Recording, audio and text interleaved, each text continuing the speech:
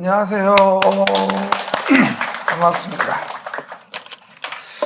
또 만났어요. 별로 마음에 안 드는 봐봐. 매주마다 느끼는 봐봐. 뭐 공부가 슬슬 이제 탄력이 좀 붙어가고요. 내용들이 이제 좀 자리 좀 잡아가는 것 같아요. 근데 이게 두 가지 부류로 벌써 가면서 분류가 되어져요. 정리가 되어주는 분들과 이제 마음을 놓는 분들로 뭐라고요? 어느 정도 정리가 되어지죠. 이제 가면서부터. 근데 이제 아직은 뭐 정리할 시기는 아닌 것 같아요. 2차를 아직까지는.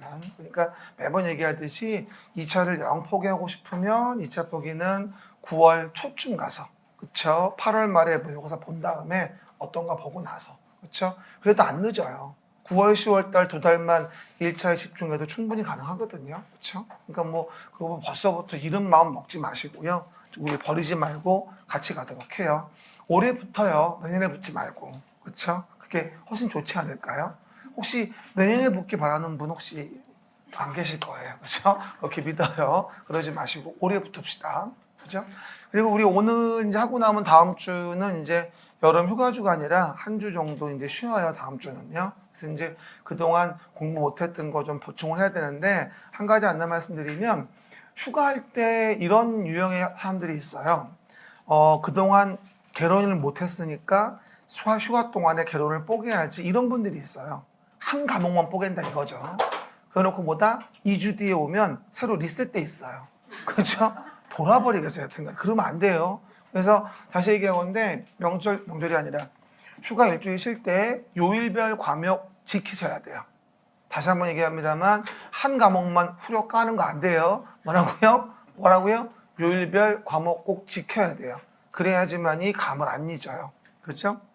게다가 공법은 내일 모레 일요일 날 또 꽈락 탈출 또 할 거니까 그렇죠? 한 번 더 그날 우린 쭉 본 걸로 보시면 돼서 일요일 날 봤으니까 공법은 안 해도 되나? 하긴 해야 돼요. 뭐라고요? 금요일 날 또 간단히 봐줘야죠. 그래서 일요일 날 또 만날 거니까 오늘 진도 나가고 일요일 날 또 보도록 해요. 그리고 꽉 탈출하는 거는 말 그대로 꽉 탈출이에요. 고득점용은 아니거든요. 그래서 적어도 50점은 맞자 뭐 이런 취지의 내용이니까 너무 많이 이렇게 막 기대해가지고 그거 한번 80점 나올 그건 아니에요. 뭐라고요? 포기하지 말고 50점은 얻자는 취지의 수업인 거니까 너무 또 과대망상 가지면 안 돼요 또. 그렇죠? 하지만 합격하는데 공법은 50점이면 충분해요. 그렇죠? 중개사가 70이 안 나오는 경우는 드물기 때문에 70이 그러면 곤란해요. 그렇죠 여러분? 그러면 합격 못합니다. 그래서 그렇게 이해하시면 될 것 같아요. 부담을 줄이자 뭐 그런 취지의 것이에요. 정말 딴 거 절대 하면 안 돼 이런 냄새는 아니거든요. 그렇죠? 자료가 나와 있으니까 받아서 볼 분들은 미리미리 좀 보고 그리고 제가 과학탈출 자료에다가는 그림책 페이지 적어놨어요. 그래서 보시다가 모르는 거 있으면 찾아봐도 괜찮고요. 그렇죠, 여러분? 조기 매진이니까 뭐죠? 어쨌건 하시기 바라고요. 12페이지 좀 봐볼게요. 그림책에 12페이지. 그러면 도시 관리계획 그림이 보일 거예요. 한 번 더 확인합시다. 제가 항상 할 때마다 이거 먼저 그리지 않아요. 이유는 뭐가 되죠? 시간이 많아서일까요? 아니면 이걸 모르면 대화가 안 되기 때문일까요? 이걸 모르면 대화가 안 되기 때문인 거예요. 여러분도 항상 공부하거나 공법 문제를 풀 때는 꼭 12페이지 그림을 상기를 시키며 시작을 하셔야 돼요. 그러면 60%가 끝나요, 사실 여기서. 그렇죠? 그럼 봐봐요. 서울시라는 도시가 있어서요. 서울시의 서울시장이 도시를 관리하고자 계획을 만들어요. 시작. 도시를 관리하고자 계획을 만들자. 시작. 도시를 관리하고자 계획을 만들자. 그럼 도시를 관리하고자 계획을 만든다면 뭐라 하죠? 우리가 도시관리 계획으로 계획하여 사업을 하게 되는데 이걸 우리가 도시계획 사업이라고 해요. 그럼 도시계획 사업을 길게 얘기하면 도시라고 나오는 도시는 서울시란 도시에서 서울시장이 항상 이렇게 인식을 하시면 돼요. 뭐라고요? 서울시란 도시에 대해 서울시장이 도시관리계획으로 계획하여서 하는 사업이 있다. 이걸 도시계획 사업이라고 하고 계획으로 사업하니까 난개발될 염려가 별로 없겠죠. 그렇죠? 계획대로 규제를 하는 거니까. 그러면 도시계획 사업은 매번 얘기하다시피 이렇게 노후불량 건축물이 개량이 필요하다. 정비사업을 해서 정비사업 종류는 주거환경 개선과 재개발, 재건축이 있다고 했고 그 다음에 도시가 아니었던 곳을 새로 도시를 만드는 사업이 있어요. 신도시를 만드는 도시 개발 사업이라고 하죠. 그 다음 도로 등에 대한 부분에 기반 시설을 설치하려면 도시관리 계획으로 계획하여 결정을 하게 되는데 그 도시관리 계획으로 계획하여 결정된 걸 뭐라 부른다? 도시계획 시설이라 불러서 요 계획으로 요 A란 자의 토지를 규제해서 뺏어다가 도로 같은 걸 만들 수 있게 되는 거죠. 그리고 그 도시계획설로 결정된 거를 설치, 정비, 개량하기 위해 사업하는 걸 뭐라 하냐면 도시계획의 시설 설치를 위한 도시계획 시설 사업이란 말을 쓰게 됩니다. 요 세 가지 사업을 하나하나 보는 게 우리가 도시계획 사업이라고 하는 거죠. 저번 시간에 도시계획의 시설 사업은 배웠고요. 오늘 진도는 이제 개발 사업의 앞에 부분은 좀 배울 거예요. 그리고 또 하나가 우리가 토지 용도를 정해서 이용 규제를 가한다고 얘기하죠. 뭐라 했냐면 용도 지역을 정하고 용도 지구를 정하고 용도 구역을 정해서 토지 이용을 규제하는 것도 관리계획으로 계획하여 규제를 가하는 거다. 도관, 농장, 용도 지역. 너 아는 거 나왔잖아. 이거 알잖아. 지구. 취재진의 보고에 의하면 경복궁에 화재가 발생했대요. 구역 정할 때는 제수시도 입이에요. 이렇게 얘기했단 말이에요. 왼쪽 밑에 이 내용 중에서 뭘 제안할 수 있어요? 기지산에 올라 대입을 보고서 제안합니다. 항상 보는 건데 노래는 외웠는데 뭔지 모르는 그러면 이제 그러면 그만해야 되는 그렇죠? 5가지만 제안 가능하죠. 그리고 서울시 일부에 대해서 만드는 계획을 뭐라 불러 우리가요? 그렇죠. 일부에 만드는 도시관리계획, 일부에 대한 구체적인 도시관리계획 우리는 뭐라 하냐면 지구단위 계획이라는 말을 쓰게 되는 거죠. 그래서 이제 지구단위 계획만 잘 이해해도 우리가 내용에서 앞으로 중개업할 때 설명이 참 부드러워지고 찰져지고 럭셔리해진다. 그렇죠? 지구단위 계획은 그 지역에 대한 특별한 계획이거든. 알겠습니까? 라고 이해하시면 되겠죠. 이게 이제 도시관리의 그림이 되어지겠죠. 이 내용 하나 보는 거죠. 오늘 1번 문제는 뭐가 나왔냐면 관리계획의 입안에 대한 부분이 먼저 나와 있습니다. 아마 이 문제도 거의 이번 시험에 기출될 확률은 굉장히 높다라고 이해할 수 있겠죠. 관리계획 입안 관련될 때 제일 중요한 게 뭐예요? 관리계획의 입안 제한. 왼쪽 밑에 있죠? 관리계획을 입안할 때 입안 제한과 관련된 거. 기지산, 기반시설, 지구단위계획, 산업유통개발진흥지구, 대입을 보고서 행위제한 대책. 용도 지구가 중복되어 있는 바람에 행위 제한이 많아서 아무것도 못하니까 행위 제한 대체를 위해서 제한을 하는 거죠. 용도 지구의 지정 변경을. 그리고 뭐가 되죠? 입지, 규제 최소구역까지도 주민이 입안 제한할 수 있다는 겁니다. 이 동그라미 안에 그림 중에서 뭐다? 5가지만 제한이 되는 거니까 외워줘야 되는데 당연히 답은 뭐예요? 이거죠. 산업유통개발진흥지구다. 주민이 관리계획에 입안전할 수 있는데 그 동의는 뭐가 되죠? 3분의 2가 돼야지 2분의 1이 아니라는 거죠.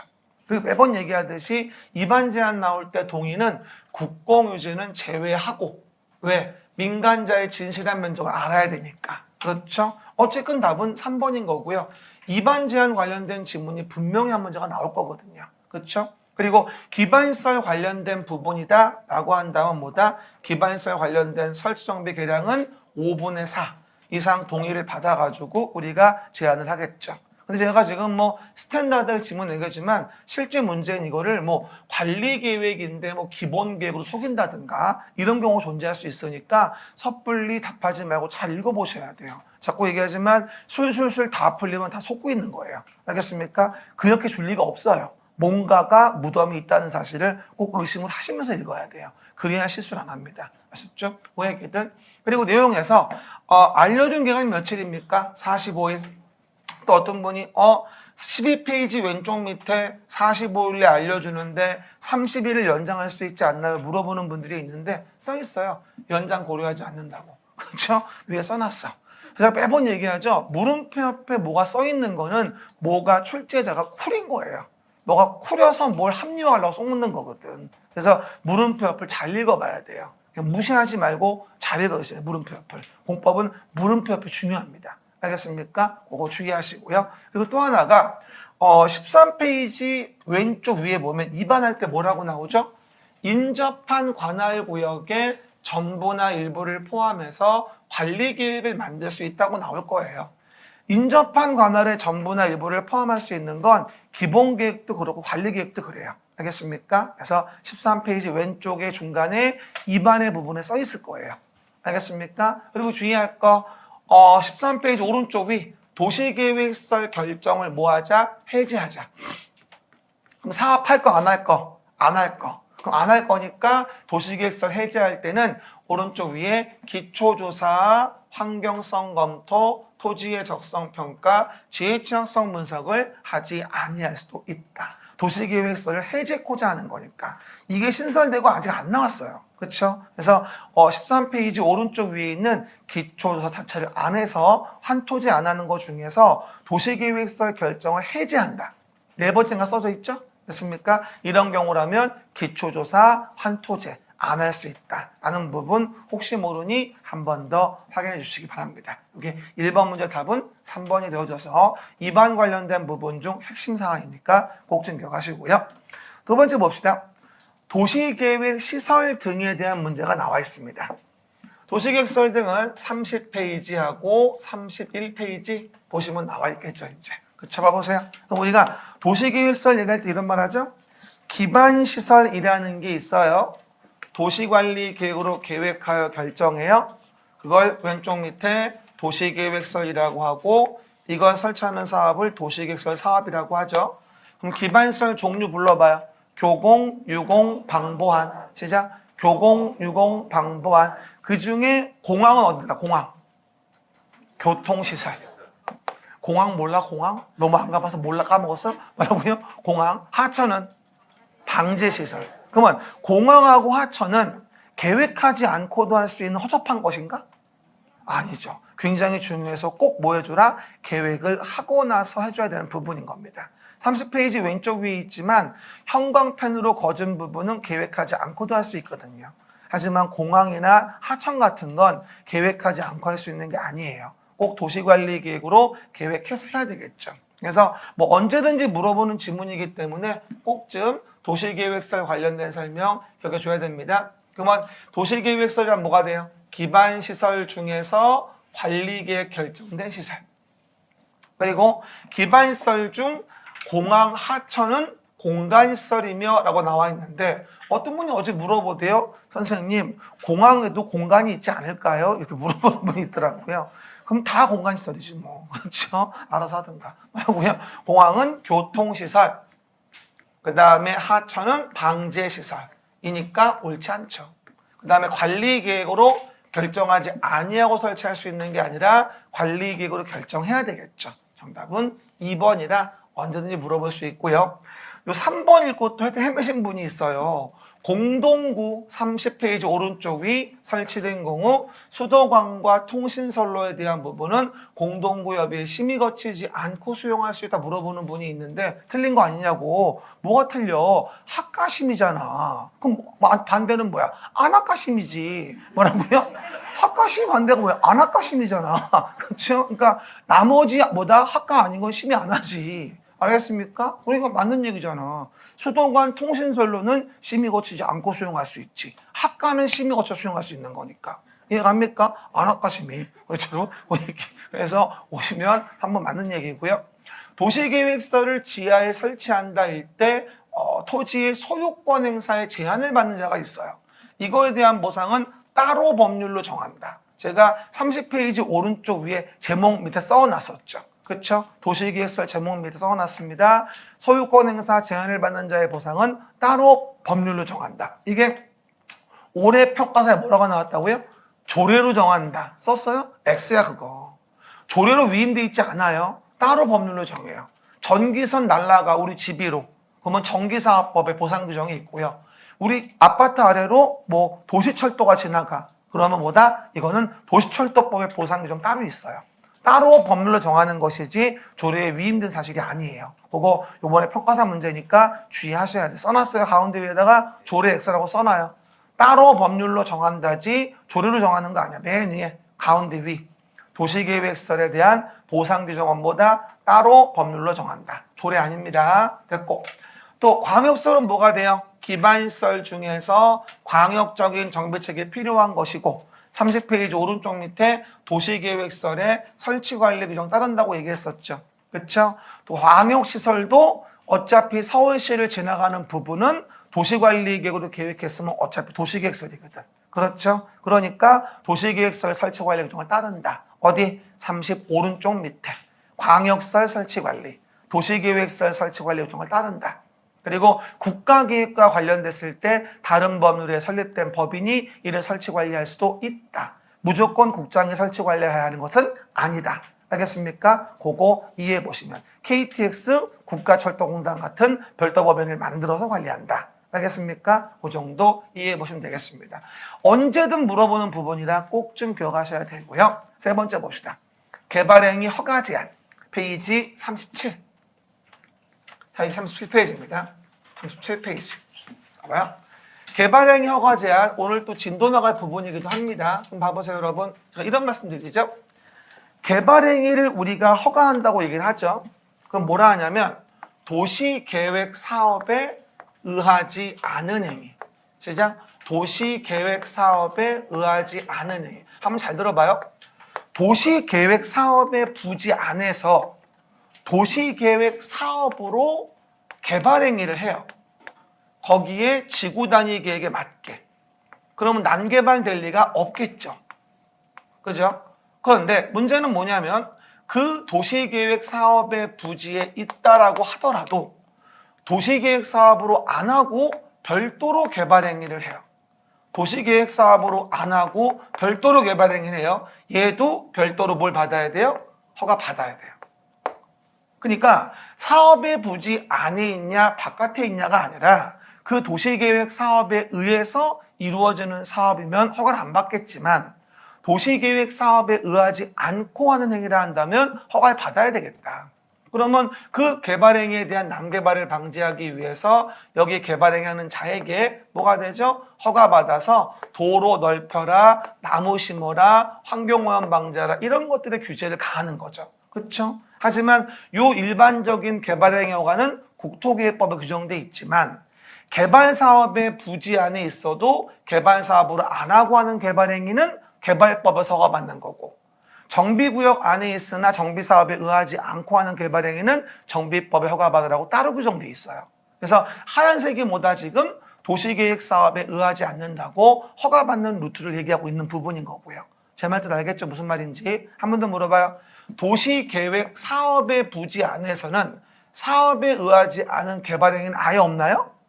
있어요. 그 사업 부지 안에 있어도 그 사업에 의하지 않고 행위할 수도 있는 거거든요. 당연히 그럴 때 뭐가 돼요? 그 사업에 적합해 허가가 나올 테고. 알겠습니까? 그리고 사업의 부지 밖에 있는 거야 관계없겠지. 사업 부지 밖이니까 도시계획 사업의 지장 여부는 따질 필요가 없는 거야. 사실 따지고 보면. 그렇죠? 그래서 일반적으로 허가받으면 되는 거고. 그렇죠? 이게 개발의 허가가 되어지겠죠. 근데 여기서 너무너무 뭐가 된다? 환경적으로 위험하다 등등이라고 한다면 허가를 뭐 할 수도 있어 우리가? 제한할 수도 있다는 얘기지.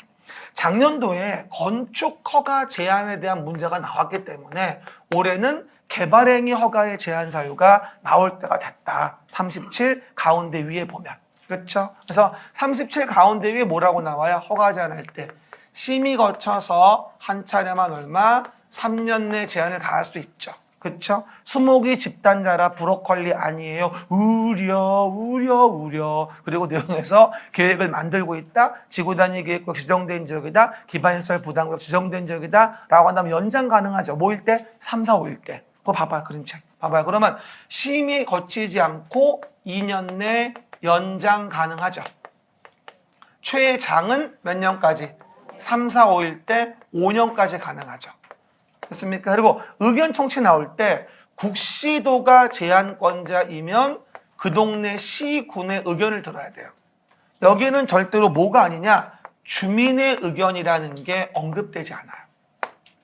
개발행위 허가는 난개발 방지와 관련된 부분이라 주민에게 의견을 들어봤자 욕만 먹지 의미가 없어요. 별로.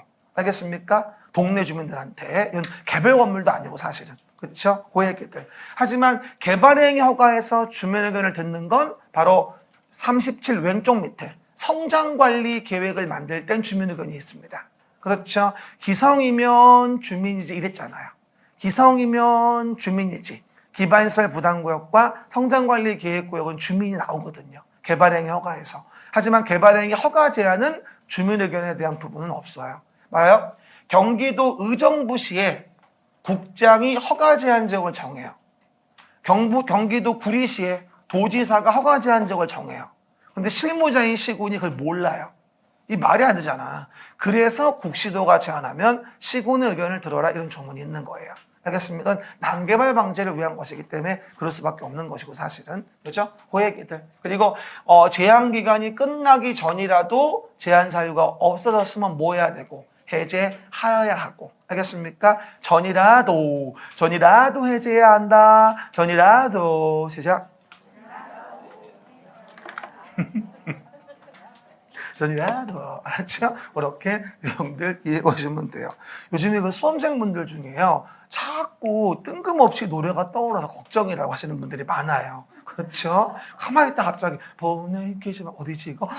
이런 분들이 있대요. 근데 그건 좋은 현상이에요. 착시 현상이죠. 그렇죠? 이제는 배워지면서 보시면 되니까 너무 밤상해하지 말고 문제 봐봐요. 틀린 것은 첫 번째 지구단위 계획구역 지정된 지역이죠.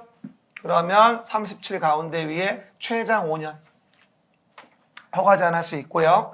그 다음에 개발행위로 인해 주변의 환경이 손상될 우려됐다면 심의 거쳐 한 차례 3년. 이건 두 번째 사유죠. 그렇죠? 가능하죠. 그 다음에 세 번째 기반시설 부담구역으로 지정된 지역이 있어요. 이거 연장되죠. 키워드 잘 봐야 돼요. 연장됩니다. 그러면 심의 거치지 않고 2년. 연장은 절차 간소화를 위해서.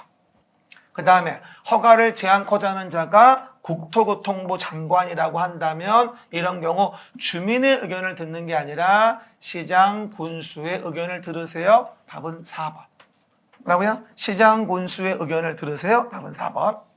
그 다음에 제한지역을 고시한 경우 장관은 제한할 사유가 없어진 경우라 한다면 전이라도 해제해야 한다. 시작. 전이라도 해제해야 한다. 라고 이해하시면 되겠죠. 그렇죠? 근데 어떤 분이 이거 듣더니 쌤, 어디 제한 볼 때 주민의 의견 듣는다고 본 적이 있는 것 같은데 물어보는 분들이 있어요. 그 기억은 정확하군요. 그러면 비교집에 49페이지 봐보세요. 비교집 49페이지입니다. 저번에도 한번 봤었죠, 이거. 그렇죠? 근데 또 안 봤을 거니까 다시 한번 간단히 얘기해요. 여러분, 국토계획법의 허가 제한은 지금 본 이거고요. 여기 3년에 2년, 최장 5년. 건축법의 허가 제한 있죠. 여기가 이제 국장의 제한하고 특광도의 제한인데 기간은 2년에 1년인데 여기는 주민 의견이 있어요. 건축 허가 제한은 건축법에서. 주민 의견 청취한 후에 건축위원회 심의 거치라고 나와요. 그렇죠? 개발행위 허가는 난개발 방지가 목적이고요. 그 다음에 건축법의 허가는 건축물 자체를 얘기하는 거거든요. 그러다 보니까 이거에 대한 부분 허가 제한적 정할 때에는 아무래도 뭐가 된다? 건축법은 주민 의견은 개별 건물에 대한 것이니까 필요하다고 보고 이건 거시적으로 난개발 방지인 거니까 그럴 필요 없다고 나온다고 이해하시면 될 것 같아요. 그래서 국시도가 뭐가 되어지죠? 제한이라는 걸 가한다면 시군에게 의견을 들어라. 이거는 국토계획법이고 여기는 주민 의견 듣고 건축의 심의를 거쳐야 한다. 이건 개별 건축물에 불과한 것이기 때문에 라고 이해하면 될 것 같아요. 그리고 정비법에 나오는 허가 제한은 지분 쪼개기를 방지하기 위해서 건물 건축과 토지 분할만 허가 제한을 가하고 여기는 형질 변경을 제한 가한다는 말은 없어요. 정비법은. 뭐다 여기는 지분 쪼개기 방지용이거든요. 그렇죠? 그래서 3년에 1년이다 라고 해서 기본적인 패턴 이해하시면 되겠죠. 그렇죠? 마찬가지로 여기도 국시도는 뭐하죠? 심의 전에 시군 등 의견을 들어줘라. 이런 식으로 이제 언급이 되어 있는 거고요. 아셨죠? 그 얘기들 비교해 보시면서 라인 잡아주면 됩니다. 그럼 돌아와서 내용 봅시다. 그럼 이제 본다 한다면 문제에서 보시면 이제 4번 문제가 나오죠. 4번 문제. 개발법에 나오는 부분이죠. 개발법령상 수용사용 방식으로 개발 사업을 시행할 때 조성토지 공급 이거 완전 중요한 거 아시죠? 48페이지 그림책 48페이지 완전 기출과학입니다. 봐봐요. 개발 사업에 대한 부분에 대해서 우리가 수용 사용 방식에 대한 부분이 나오게 되는데 봐봐요. 여기서 이렇게 봅시다. 개발 사업이 이루어진다라고 한다면 새로운 단지와 시가지를 만든다 이 얘기예요. 그래서 일했던 동네에 대한 부분에 대해서 개발 사업을 시행해서 이렇게 새로운 단지와 시가지를 만들죠. 신도시를 만드는 사업, 도시 개발 사업이라고 합니다. 그럼 개발 사업에 대한 부분의 방법은 여러 가지가 있지만 일단 대상 토지를 수용하여 뭐하죠? 시행을 하고 나서 뭐하죠? 공급을 해요. 수용하여 시행하고 공급하자. 근데 48페이지 오른쪽 위에 있듯이 공급의 방법은 조성된 토지를 정상적인 방법에 의해서 공급하는 게 있고, 라고요? 조성된 토지를 공급하는 방법.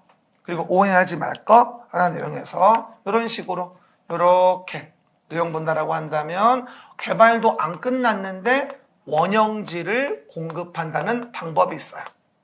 작년도에 32회 때 원형지 공급이 나왔었죠.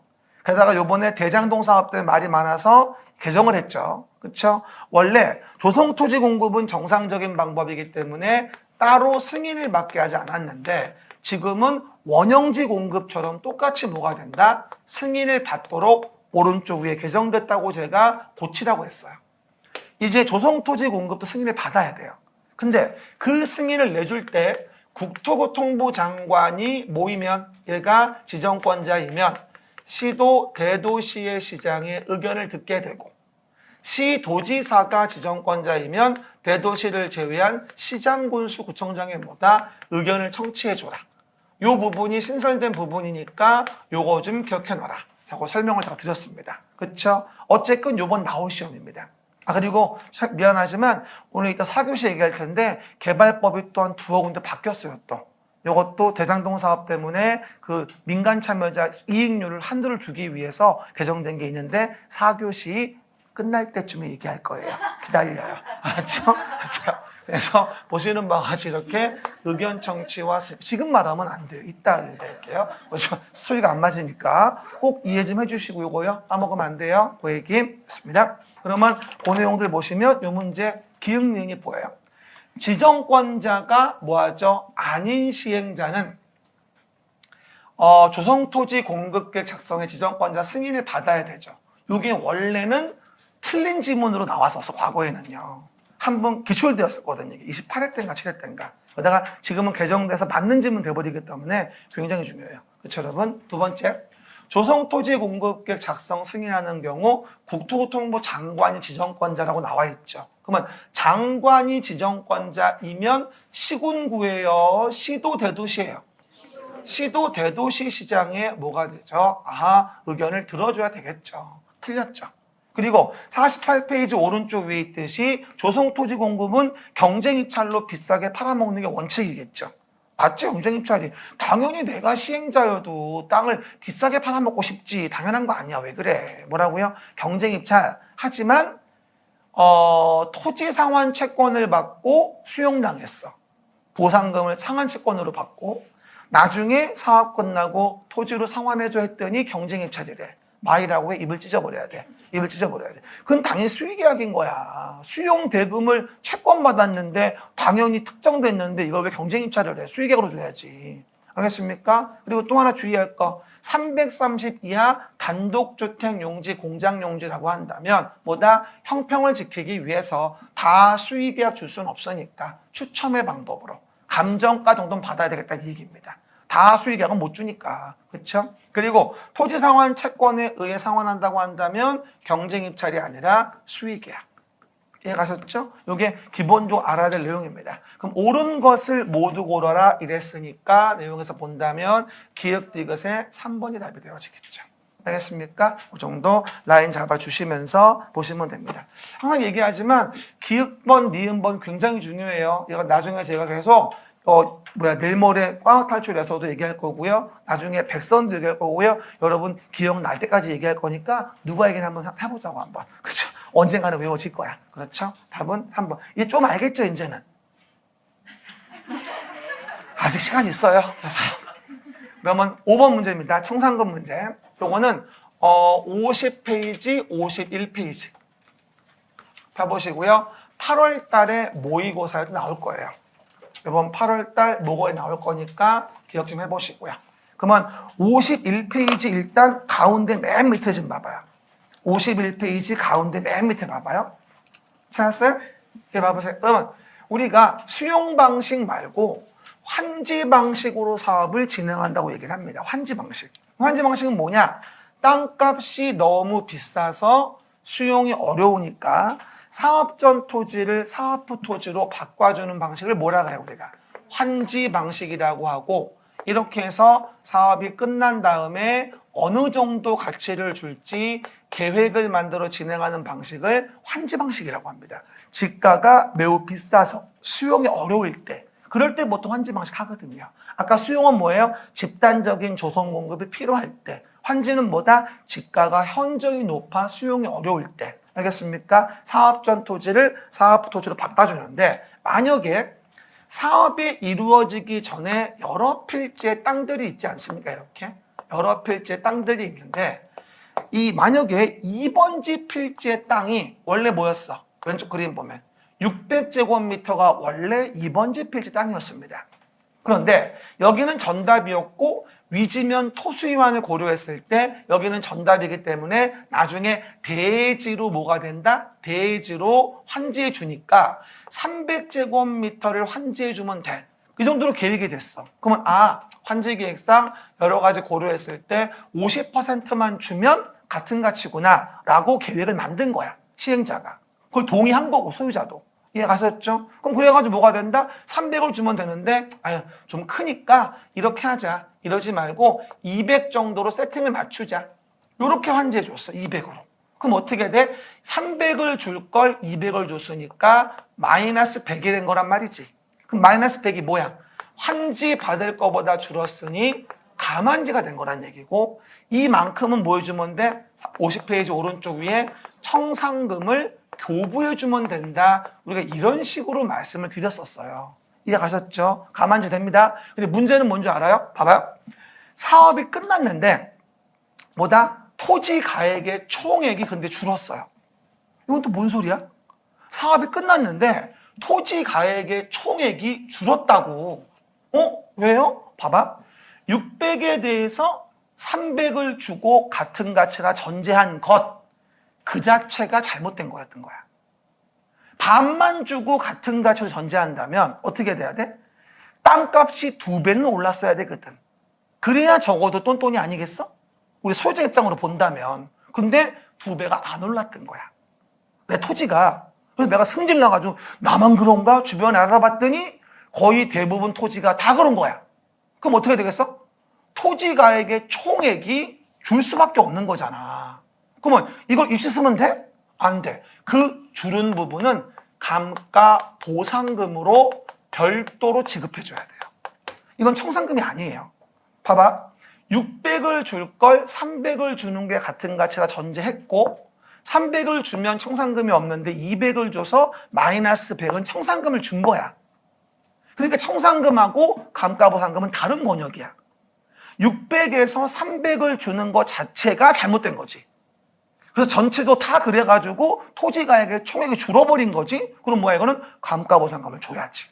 그러니까 청산금 교부했다고 감가보상금의 지급을 거절할 수는 없어요. 이건 섹터가 다르거든요. 알겠습니까? 이번에 8월 달에 감가보상금을 물어볼 거예요. 알겠습니까? 의미 이해하시고요. 그러면 어디 봐요? 그림책의 50일 가운데 맨 밑에 포인트는 뭐예요? 총액이 줄은 겁니다.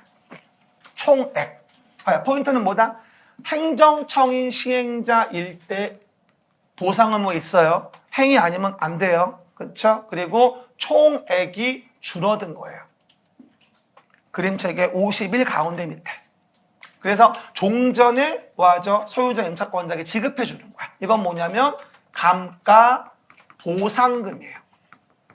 감가 보상금이지 청산금이 아니거든. 정답은 1번이에요. 이건 청산금 정의가 아닙니다. 감가 보상금 정의지. 토지가액의 총액이 줄어들었다. 그래서 뭐가 된다? 행정청인 시행자가 종전 소유자, 토지 소유자, 임차권자에게 이를 지급해 줘야 한다. 이게 감가 보상금입니다. 청산금과는 다른 권역이에요. 그래서 이건 청산금 틀린 거 1번. 이건 감가보상금이지 청산금을 얘기하는 것이 아니라는 거죠. 알겠습니까? 그거 주의하시고. 따라서 만약에 환지 방식으로 조합이 시행하는 거라면 감가보상금 문제는 안 생겨요. 왜? 행정청이 예외적으로 시행했을 때 얘기하는 거니까. 알겠습니까? 그거 혼동하지 마시고. 두 번째, 환지를 정하지 아니한 토지에 대한 청산금 50일 가운데 밑에 환지 처분 전이라도 청산금을 결정해 교부할 수 있겠죠. 50일 가운데 밑에 단 보입니까? 단 거기 보이잖아.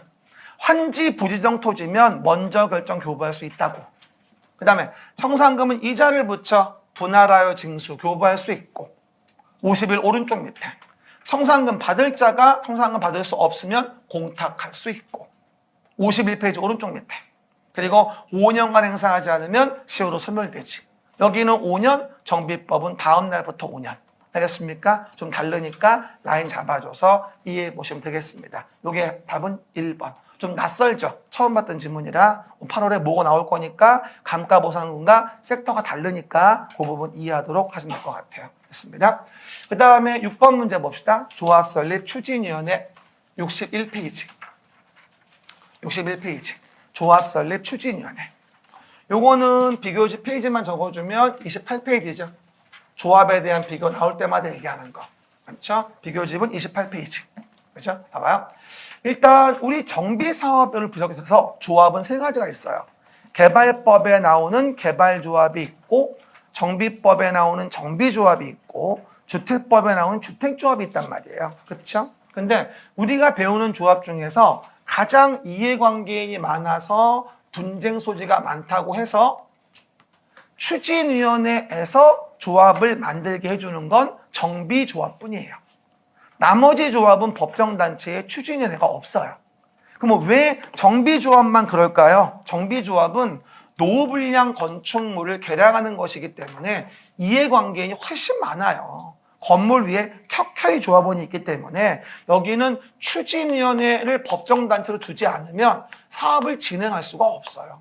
그러니까 추진위가 법에 정해져 있는 거는 정비조합만 그래요. 개발조합과 주택조합은 지네가 개별적으로 추진위를 만들 수는 있겠지만 그게 법정단체는 아니거든요. 알겠습니까? 무슨 말인지 알잖아요, 얘기. 그렇죠? 그 얘기예요. 그래서 추진위원회에 대한 부분은 뭐가 돼요? 정비사업을 위하여 정비구역이 지정되고 나면 61페이지 왼쪽 위에 뭐 하죠? 토지 등 소유자 과반수의 동의를 받아. 그 다음 시장군수 등의 승인을 받아서 추진위원회를 만들게 됩니다. 근데 시장군수 등 승인이란 말 바로 밑에 뭐라고 돼 있어요?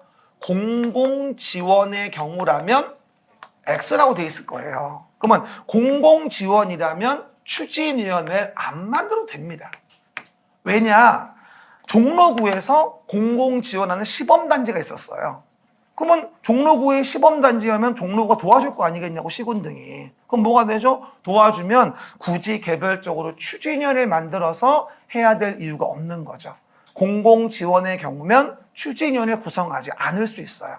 이게 아직 안 나왔어서 한 번 정도는 이해해 주셔야 됩니다. 몇 명? 5명 이상이 모이게 되고 추진위원회에 대한 부분에 운영규정 만들게 되고 몇 명? 5명. 그러면 개발조합은 몇 명? 7명. 비교집에 있죠? 그다음에 주택조합의 지역 직장은 20명 이상인데 건설 예정 세대수의 50% 이상으로서 20명 이상. 리모델링 조합은 이미 소유자라 그럴 필요가 없는 거고. 알겠습니까? 잘 구분해서 볼 때마다 내가 좀 말하지 않아도 좀 알아서 좀 봐. 그렇죠? 그래야지 우리가 문제를 맞춘다니까. 그 정도 이해해 보시면 되겠죠. 그러면 내용에서 첫 번째 조합을 설립하려 한다면 구역이 지정되고 나서 과반수 동의를 받아 시군 등 승인을 받아야 한다. 5명 이상의 추진위원 구성되고 그리고 주의할 거. 아까 과반수 동의했지. 과반수 동의한 자들은 추진위원회 동의한 자는 조합 설립에 동의한 걸로 간주한다고 아마 61페이지 왼쪽 끝에 중간에 써 있을 거예요. 추진위에 동의한 자는 조합 만들 때 동의도 한 거로 봐줍니다. 왜? 그래야지만이 뭐가 된다? 동의가 쉬워지니까. 그렇죠? 그리고 나서 정비 사업에 대해서 공공 지원한다라고 한다면 추진위원회를 구성해야 되는 게 아니라 구성하지 아니할 수 있으니까 정답은 4번이 되어진다 이렇게 얘기하는 거죠. 그렇죠? 그리고 또 하나가 추진위원회는 대표하는 뭐하죠? 추진위원장 한 명과 뭐가 되죠? 감사. 작년 문제기도 했는데 추진위원회는 이사가 없어요. 그렇죠? 왜? 이사는 시행자인 임원, 조합의 임원이 있는 거지 추진위원회는 시행자가 아니거든. 조합 만들기엔 전 단체일 뿐인 것이지. 그래서 여기는 뭐가 된다? 이사가 없죠. 원래 정비조합 임원은 이사가 3명 이상이거든.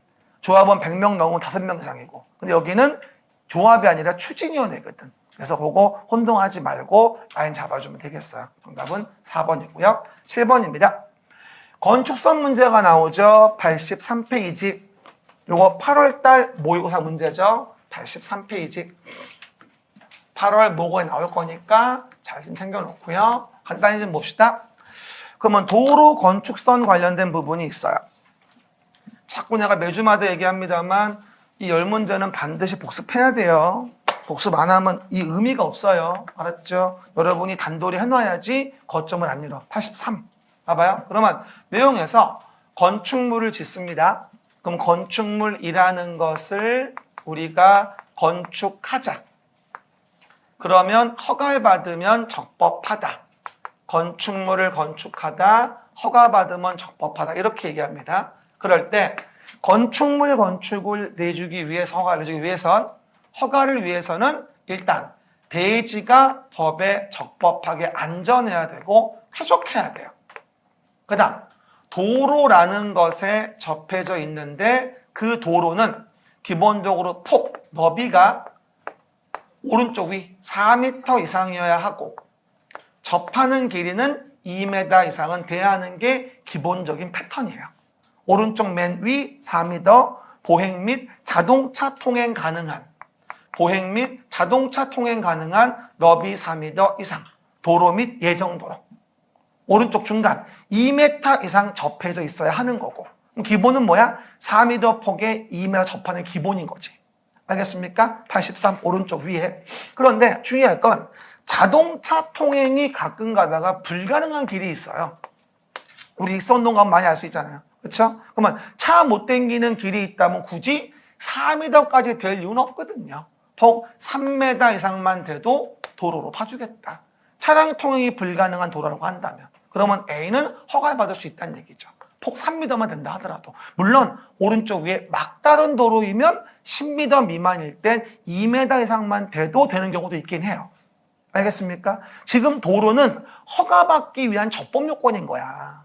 접하는 길이, 도로의 폭, 이거에 대한 부분에 대해서. 알겠습니까? 원칙 봐봐. 몇 미터? 4m 폭. 그리고 차량 통행 안 되면 3m 폭. 막다른 도로 10m 미만이면 2m 폭. 알겠습니까? 하지만 어쨌건 접하는 길이는 사람 댕길 수 있는 길에 2m 이상은 접해야 돼. 그죠? 하지만 강화 규정 주의할 거 많은 사람이 모여들 만큼 연면적 합계가 2,000, 공장은 3,000 이상의 큰 건물이었어. 이런 큰 건물이라고 한다면 이 정도 접해가 좀 어려우니까 6m 폭 이상 도로에 몇 메다? 4m 이상 접해줘야 하는 강화 규정이 있다. 2,000, 공장 3,000, 6m 폭 이상 도로에 4m 이상 접해줘야 하는 강화 규정이 있다. 83 오른쪽 중간에. 됐습니까? 하지만 주의할 거 아무리 그래도 지작년 평가사 문제 축사, 작물 재배사 시작 축사, 작물 재배사라고 한다면 그럴 필요가 없다. 뭐라고요? 축사, 작물 재배사라고 한다면 그럴 필요가 없다는 거예요. 알겠습니까? 그래서 오늘 낸 건 축사, 작물 재배사 제외 요거에 포커스를 맞춰낸 거죠. 알겠습니까? 물론 기존 공장 증축도 예외가 있긴 하지만 그건 뭐 나중에 얘기하고 알겠죠? 그런 얘기들 확인해 보시면 되겠죠. 그리고 건축선은 뭐가 되는지 알죠? 대지와 도로와의 경계선. 시작. 대지와 도로와의 경계선 이걸 건축선이라고 하고 요 선 넘어서 건물은 지면 안 된다는 거고 그렇죠? 그리고 주의할 건 출입구 창문은 열고 닫을 때라도 4.5m 이하이면 넘어오시면 안 되고. 알겠습니까? 그 내용이 83 오른쪽 맨 밑에 이제 언급이 돼 있을 겁니다. 잘 보면서 한 번에 같이 외워요. 그죠? 봐봐요. 7번 문제. 대지 도로 건축선. 도로 건축선 틀린 거. 도로란 보행 및 자동차 통행 가능한 너비 4m 이상 도로, 예정도로 포함. 차량 통행을 위한 도로의 설치가 곤란하다. 말이 곤란. 그럼 몇 미터? 3m 이상만 돼도 입법상 적법한 길로 봐주겠다. 이해됐죠? 그 다음 세 번째. 대지는 어디에? 도로에 2m 이상 접해야 하니까 맞죠. 근데 어떤 분들이 선생님 언제 도로는 4m고 언제 도로는 2m예요? 물어보는 분이 있다? 이건 도로 폭 얘기하는 거고 이건 접하는 거 얘기하는 거고. 뭐라고요? 도로 폭하고 도로가 접하는 건 다른 내용이지. 알겠죠? 83 오른쪽 위의 내용과 오른쪽 중간 내용 혼동하지 마세요. 알았죠? 그 얘기들. 그리고 연면적 합계가 2000제곱미터인데 라고 한다면 6m 이상 도로에 4m에서 접하는 게 맞겠지만 축사 작물재배사 제외거든. 그래서 4번이 답입니다. 뭐라고요? 축사 작물재배사 제외. 시작. 축사 작물재배사 제외. 그리고 도로면으로부터 높이가 뭡니다? 3m가 나와 있습니다. 3m면 4.5m 이하가 됩니다. 그러니까 출입구 창문은 뭐다? 열고 닫을 때라도 건축선 수직면 넘지 않는 구조로 해야 됩니다. 3m이면 4.5m 이하가 된 거니까. 4.5 넘었으면 괜찮지만, 그렇죠? 만약에 5m를 줬다면 문제 없겠죠. 하지만 4.5m 이하가 되니까 출입구 창문은 열고 닫을 때도 넘어오면 안 되는 겁니다. 알겠습니까? 그 정도. 한 번 나올 때가 됐어요. 83페이지에서 요즘에 계속 조경만 문제가 나왔거든요. 원래 계속 요즘에. 그래서 공개공지 100% 나와야 되고요. 운 좋으면 도로까지 두 문제가 나올 수도 있어요. 알겠습니까? 그래서 공개공지하고 오른쪽 도로 그리고 건축선 연결해서 두 문제가 나올 수도 있으니까 우습게 보지 마시고 요번에 83페이지 잘 기억하셔야 돼요. 건축법이 뭉쳐 나오는 경향이 있어요. 그렇죠? 그거 조심하셔야 돼요. 그렇죠? 여러분 그거 아셔야 돼요. 항상 나오는 부분이 있고 텀의 주기가 있어요. 그런 타이밍을 맞춰 공부하는 게 너무나 중요해요. 우리가 넣을 수 있는 건 한계가 있거든요. 다 넣을 수가 없어요. 그렇죠? 나도 이거 집어넣느라 25년 걸렸어요. 그렇죠? 여러분은 25년 공부할 수 없잖아요. 그렇죠? 제가 유독 똑똑해서가 아니라 제가 오래 공부해서 그런 거야. 여러분이 1년밖에 안 됐잖아. 더 이상 그만 얘기하지 않겠어요. 그 다음에 8번 보시면요. 92페이지 봅시다. 8번은 92페이지. 완전 중요하죠, 이거. 그죠? 그럼 봐요. 주택법의 부대시설, 오른쪽 위 복리시설, 기간시설, 간선시설. 이 문제 보고 느꼈죠? 아싸, 아는 거 나왔다. 글쎄, 과연 아는 걸까? 봐봐요. 안 쉽지. 이거 안 쉬워요, 생각보다. 그쵸? 봐봐요. 주택단지라는 게 있는데, 주택의 단지가 주택법의 존재 이유죠. 그럼 주택의 단지는 주택하고 30세대 이상 같은 걸로 지면서 이런 경우일 때 부대시설과 복리시설이 함께 있어야 되거든요. 그래서 우리가 부대 복리시설을 건설한 일단의 토지, 주택 부대 복리시설 건설한 일단 토지를 주택단지라고 하는 거예요. 그래서 당연히 부대 복리가 없다면 이건 주택단지 의미가 없는 거야, 사실 솔직히 얘기해서. 그렇죠? 그러다 보니까 30세대 이상일 때, 30호 이상일 때 주택법의 규제를 받는 거고, 우리는 이 주택단지가 부대시설이 뭐가 있냐? 부대시설은 뭐야? 딸려 있는 걸 얘기하거든. 92 오른쪽 위에. 필수 부대. 딸려 있다는 얘기야. 부대라는 말은. 그렇죠? 그래서 맨날 물어보는 거 안 물어보고 딴 거 물어봐 다 틀렸어. 뭐라고요? 일단 공중화장실 부대 맞아요. 자전거 보관소 부대 맞습니다. 그러면 니은 리을 1번이 답이야 일단. 됐죠? 근데 어떤 분이 다중생활시설 뭐였더라? 5단옥이 준주택. 5단옥이 준주택 됐을까? 5단옥이 준주택. 다중생활시설. 그리고 유치원과 놀이터는 뭐다? 복리시설. 그러면 지역난방은 뭘까? 기역난방은 기간시설이고 그리고 연결돼 있다면 간선시설이고. 됐죠? 쉽지 않습니다. 근데 어떤 분이 선생님들 이거만 나오면 죽게 색깔려가지고요. 유치원은 뭐 어디는 없다고 했었고 지역난방 나도 봤는데 어디지? 미치겠네. 이거 비교집 4페이지 있다고. 그렇죠? 그래서 비교 4페이지 다시 한번 봐봐. 비교집 4페이지 한 번 더. 이거 정말 농담이 아니라 매주 한 번쯤 봤으면 좋겠어. 비교집 4페이지의 내용은 여러분이 알아서 매주 한 번은 좀 봐줘라. 난 추천드리고 싶어요. 이게 이번 시험에 분명히 100% 뭐가 되어지냐면 국토계획법에 대한 부분의 기반시설 종류에 대한 거, 정비법에 나오는 정비기반시설 공동이용시설, 주택법에 나오는 부대복리기간 간선시설. 아마 하나가 나올 거란 말이야. 3문제라니까 이거 최대. 적어도 2개 나올 거라고. 그래서 꼭 좀 외워줘야 되고요. 봐요. 지역난방이 여기 있어요. 정비법은. 정비기반시설에. 없으면 못 사는 거니까 지역난방이. 이게 주택법은 기간시설이 있어도 여기. 연결되면 간선이겠지만. 알겠습니까? 또한 유치원은 뭐가 돼요? 공동이용시설에는 유치원이 안 들어가지만 여기 복리엔 들어간다는 사실. 여기는 복리가 포커스, 여기는 공동이용이 포커스. 초점이 다른 거야. 그래서 좀 다른 거지.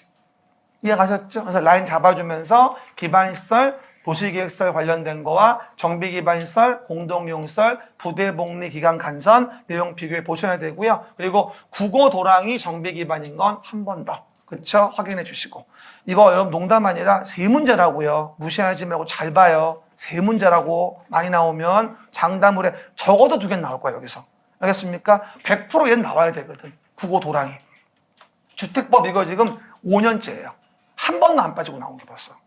알겠습니까? 국토계획법 말해 뭐합니까 이것도. 교공유공 방보안. 말도 못하게 중요합니다. 그렇죠? 꼭 외우세요. 됐고요. 그 다음에 9번 문제 갑시다.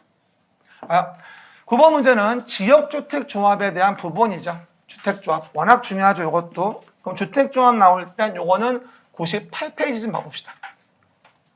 98페이지. 맞죠? 우리가 주택조합 관련된 부분은 이런 말씀을 드려요. 여러분 한 번만 더 물어볼게요. 정비법의 재개발, 재건축하고 주택법의 주택조합하고 뭐가 달라요? 정비법의 재개발, 재건축 조합은 소유자들이 자기의 소유권 지분을 내고 시작하는 거예요. 두꺼봐. 헌집 줄 테니까 새 집 주겠니? 이렇게 하는 게 재개발, 재건축이에요.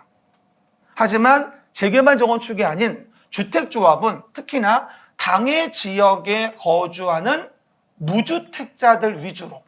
누구? 무주택자. 집이 없는 자들이라고.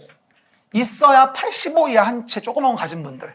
그렇죠? 이런 분들이 우리도 주택을 지어서 주택 공급받고 싶은데 다들 지어놓은 거 파니까 비싸더라. 우리가 돈을 모아서 여기에 대지 사용권에 대한 부분하고 소유권 확보해가지고 조합을 만들어서 주택을 지은 다음에 나중에 우리가 우선 공급을 받자. 이렇게 하는 게 바로 뭐냐면 같은 지역 거주하는 주민이면 지역주택조합이고 같은 직장 근무하시는 분들이면 그게 직장주택조합인 거예요. 포인트는 여기는 그 동네 토지의 소유자가 아니라는 거야. 무주택자들 위주로 만들어 주택을 공동구매한 형식이라는 거지. 그러니까 이제 서희건설 같은 등록사업자와 공동사업체로 했을 때 등록하지 않게 해주는 거고. 알겠습니까? 한 번 더. 재개발 재건축은 뭐라고요? 소유자들이 자기 지분을 모아 만든 조합인 거고. 이거는 뭐야? 전혀 대상사업부지의 소유자가 아니야 사실은. 이게 갑니까? 무주택자 위주로 이루어지는 뭐다? 조합을 지역조합이라고 하는 거죠. 그러면 당연히 이 지역조합의 핵심은 뭐가 될까요? 소유권을 잘 확보했냐가 포인트인 거예요 사실 이게. 그래서 조합 만들려면 뭐예요? 98 오른쪽 중간 80% 이상 사용권과 15% 이상 소유권 합치면 95%죠. 어차피 사업계획 승인 받으러 가면 95% 이상 소유권이 나와야 되거든. 근데 조합 만들 때부터 15% 소유권 필요하다고 본 거야. 하도 탈법을 많이 하고 무주택자들 봉으로 보고 탈법하니까 사업자들이. 알겠습니까? 그래서. 그리고 또 뭐 무분별하게 선착순 공급을 못하게 98 오른쪽 위 모집 신고부터 해라. 공개 모집. 됐습니까? 그럼 공개 모집할 때 얼마? 50% 이상 사용권 확보해 줘야 되고, 그 다음 조합에 대한 설립의 인가를 받을 때 이렇게 확보해 줘야 되고, 그리고 몇 년 줬죠 여기서? 2년. 2년 줬는데 조합 설립의 인가를 받지 못하면 총회 개최해서 사업 종결력을 정해야 되고, 그리고 조합의 인가를 받았지. 그럼 조합의 인가를 받고 뭐다? 사업계획 승인을 받아야지. 조합의 인가를 받고 사업계획 승인을 받아라. 그럼 사업계획 승인은 몇 년 내? 3년 내 받지 못하면 뭐가 돼요? 조합의 해산 여부를 결정해 줘라고 하는 겁니다. 그래서 여기는 2년, 여기는 3년, 요거 단계 까먹지 말라고 제가 얘기했었죠. 됐죠? 그리고 사업계획 승인 받으려면 95% 이상 소유권 확보도 해줘야 되고, 아셨죠? 그 얘기들 이해해 보시면 됩니다. 그럼 1번 좀 봐볼까요? 1번. 지역주택조합에 대한 설명 옳은 거. 주택조합 설립인가를 받기 위해서 조합원을 모집하려 한다. 모집이 포인트야. 모집. 그럼 공개 모집이겠지? 그럼 사용권 얼마? 그치, 50%. 키워드를 못 찾으면 되게 헷갈려요, 이게 사실 이게. 그렇죠? 두 번째. 조합을 설립한답니다. 인가 받으려 한대요. 그러면 15% 이상에 대한 소유권만 플러스 80% 이상의 사용권. 조합 만드는 거니까. 3번. 조합원 모집 신고가 수리가 됐는데 조합 설립의 인가까지 몇 년? 2년 될 때까지 못 받으면 총회 거쳐 종결력을 정해라. 자꾸 조합원들 당하니까 돈 내고 사업도 안 될 건데, 그렇죠? 2년. 98 오른쪽 위. 또 조합 설립의 인가를 받았는데 사업계획 승인을 받는 기간은 몇 년? 3년 주고 안 되면 총회 개최해서 해산 여부를 정해라. 그리고 98 왼쪽 밑에 결격사유. 주택조합만 나오는 결격사유 뭐가 돼 있다? 선고유예. 법원의 판결, 자격상실. 임직원. 이런 자들은 주택조합의 임원이 될 수 없다. 98 왼쪽 밑에. 이 세 가지는 다른 조합은 없다. 제가 비교집에 30페이지에서도 비교해 놨으니까 적어놓고 확인하시고. 그렇죠? 그러면 선고유예를 받고 선고유예 기간이 지났어. 지난 사람은 임원 될 수 있으니까 답이 5번. 지나지 않으면 임원이 안 되겠지? 지나면 되겠지. 알겠습니까? 정답은 5번이 되겠죠. 그래서 이 9번 문제는 제가 또 9월달 모고에 미리 냈으니까 좀 풀어보시면 되고, 그리고 제가 미리 얘기하는데 9월달 모고는 제가 7, 8월달 이 1일 문제 고쳐 문제 냈어요. 그러니까 잘 보시고 보러 가세요. 알았죠? 그러면 대부분 건질 거야. 그 정도 그 얘기. 10번 마지막입니다. 위탁경영 111페이지. 111페이지입니다. 위탁경영에 대한 부분은 매번 얘기하듯이 농지법에서 뭐랑 혼동하지 말아라? 임대차랑 혼동하지 말아라. 농지 임대차와 관련된 부분은 토지 자체를 빌려주는 거. 그리고 위탁경영은 뭐다? 보수를 주고 일시키는 거. 한 번 더. 농지 임대차는 뭐라고? 농지 토지를 꿔주는 거, 빌려주는 거고, 이거는 뭐다? 농지 자체의 경영, 위탁 경영, 보수 주고 일 시키는 거.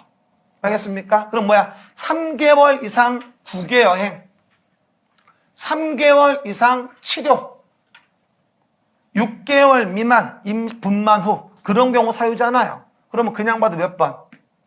4번 답이야. 치료니까 3개월 이상은 돼야 되거든. 그랬더니 어저께 또 어떤 게 물어보더라. 선생님, 왜 국외 여행 아닌가요? 국외 여행? 일본이 국내예요? 이상한 사람 가지고 있네? 그 좋은 생각이에요. 뭐라고요? 오해하지 말고. 일본은 국외입니다. 그래서 3개월 이상 국외여행 됩니다. 그리고 또 하나가, 맨 밑에 111페이지 하단. 노동력 부족으로 농작업의 일부를 위탁할 수 있는데 아무것도 안 하면서 그럴 수는 없잖아. 주요 농작업의 3분의 1 또는 1년 중 30일 이상 농업에 종사하면서 그러면서 노동력 부족하다고 얘기를 해야 가능하지. 그렇죠? 얼마 전 기출에 뭐라고 나왔어? 4주라고 나왔어. 1년간 4주 농업을 한다 이러고 나왔다? 그러면 4, 7이 28이니까 뭐가 된다? 30일이 안 되잖아. 참 더러워 살 수가 없죠. 그리고 나왔더니 쉬는 시간에 또 물어보러 왔다. 왜 7을 곱해요? 아니 4주니까 한 주가 7일이잖아. 왜 이러는 거야 진짜. 이게 웃긴 게 뭔지 알아요? 중개사 공부해 갈수록에 상식이 없어져요. 그렇죠? 그러면 중개사 지식이 쌓여야 될 거 아니야? 그렇지도 않아요. 총체적 난국이에요. 그렇죠? 얘기들. 그래서 정답은 몇 번? 4번이 되어집니다. 쉬었다가 진도 나갑시다.